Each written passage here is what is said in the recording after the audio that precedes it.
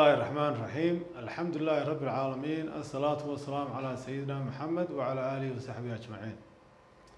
ولي waxaan ku dhex jiraa oo inoo socda sida balankeenu ahaa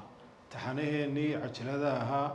in kaga hadlaynay sida magaalada Hargeysa ugu hore ugu mar lahayn inuu hagaajin lahayn maantana waxaan ka hadli doonaa qashinka ka hadlaynaa sida uu maamulayno qashinka iyo xashiishka magaalada mararka qaar kood buuxiya berigi hore magaalada Hargeysa aanu ku korayay magaalada yar oo kooban bay ahayd oo nadiif oo dadka ku yaraa alxamdulillah imka magaaladina caasimad bay noqotay Soomaaliya dhan baa isku timid way noo balaaratay waa nacam Ilaahay weeyaan ayaduna waxay noo keentay xashiishka baa nagu batay dadka markay bataan ee population ku bato haddii aan la maamulin la hagaajin xashiishka meel buu hoolaya marka maanta waxaan ka rabaa inaan kaga hadlo xashiishka afar qodob inaan kaga hadlo afartaa qodob waxaan u maleynayaa haddaynu ku dadaalo oo aynu isla garanno oo aynu isla fahmno oo ka shaqeyno in xashiishka laftiisa inaga yaraan karo number 1 waxa weeyaan nadaafadda inaynu ilaalino dadkeena waa inaynu wacyi gelino waa in dadkeena ogaadaan inay tan magaaladoodii tahay in gurigooda hortiisii tahay oo waxa weeyaan haddii ayna xashiishka iska hagaajin oo hortooda ku daadiyaan carruurtooda ku ciyaaraysa cudur ka qaadi doonto dadkeena horta marka hore waa in la wacyi geliyo oo dadkeena laga dhaadhiciyo war xashiishkan soo dhigayso amba agtaada ku daadinayso ee carruurtaada ku ciyaarayso dhibaato ku keeni karta in iska hagaajino meel asturan dhig hagaaji baabuurta xashiishka qaadee soo martaa meesha ha kaa qaado lacag badan ma qaataa marmar $5 bay qaataan bishii waxa weeyaan alxamdulillah way noo shaqeeyaan si fiican bay u shaqeeyaan marka number 1 ka anu aan isleeyahay waxa weeyaan xashiishka inuu ku yareyn karaa iyo qashinka waxa weeyaan hor dadkeena inay ogaadaan inay wax iyaga dan u tahay xashiishka inay iska hagaajiyaan oo ayna soo dhigin oo ayna meel kale ku daadin oo ay carruurtooda ku ciyaarin oo dhibaato u keenin taas aan isleeyahay waa number 1 horta ugu horeysa number 2 waxa weeyaan meelaheena biyo mareenka mar labaadka talabaad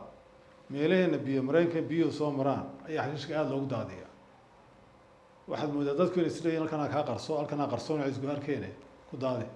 taa lafteedu hadda kama fogaanayso xashiishku markuu xumaado meel yaallo dhibaatadiisu isla leeyahay oo xanuun iyo wax walba keena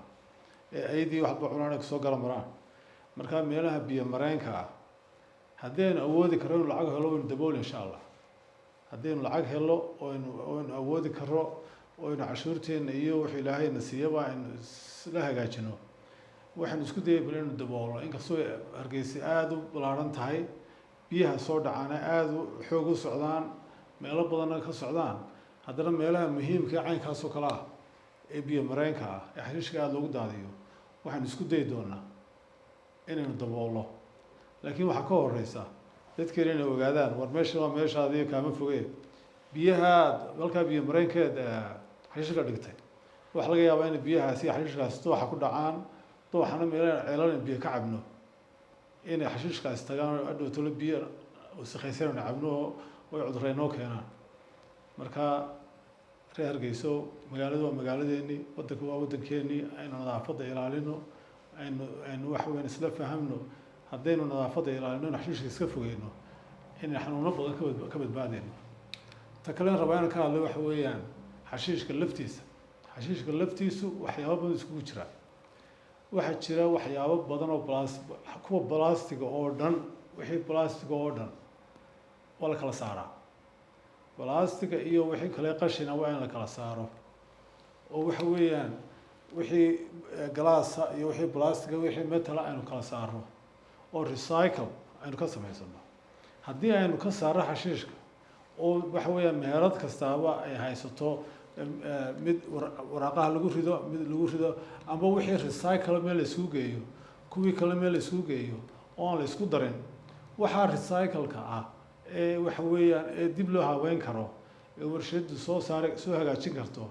oo dib loogu sameyn karo kuwii biyaha lagu cabeeyay ama kuwii saliidda lagu shubayay wax lagu shubayay waxa laga yaabaa inaynu haddii wax kale la waayo intaanu ku hagaajisano oo meel isku geeyno haddayna xataa warshad ahayn inuu iibin kara laga yaabo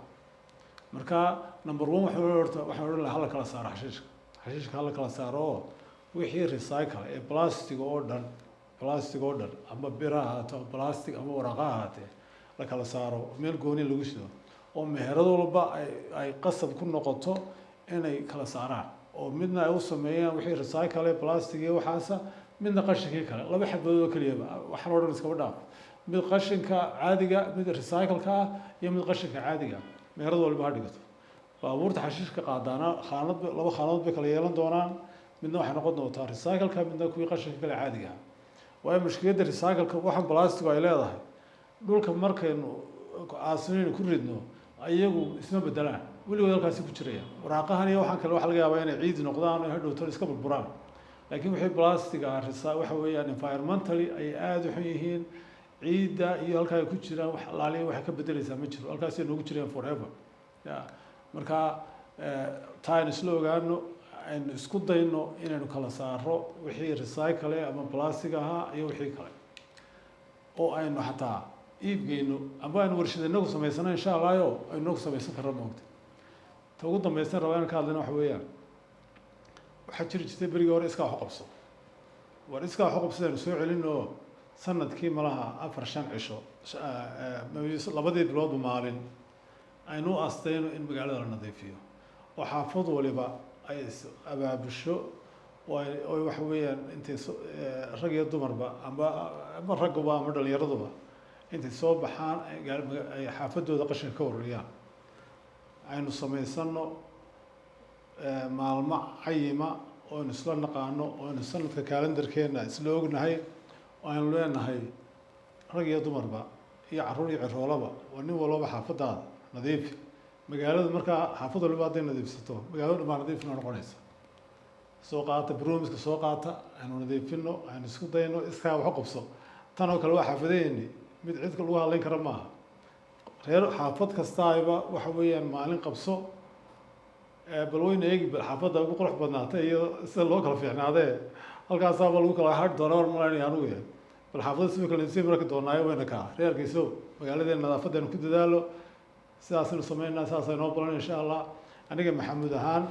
haddii aan musharax baanahay golaha deegaanka hoosaan musharaxanahay haddii ilaahay igu gooleeyo intaan ka hadlay waxaan rabaa inaan hadhow tolo idinla iman doono oon isoo hordhigi doono iminkana waxaan rabaa dad wax kusoo kordhinaysaan oo wax ka tegay facebookayga igu soo dira oo aynu isla eegno oo inakoo wax diyaarsanay haddii aan meeshaa soo galo golaha deegaanka oo shaqadaa soo dhex galo aynu ku dhaqaajino insha allah wassalaamu calaykum warkooduna uu cariyo cadadi lagu bihiray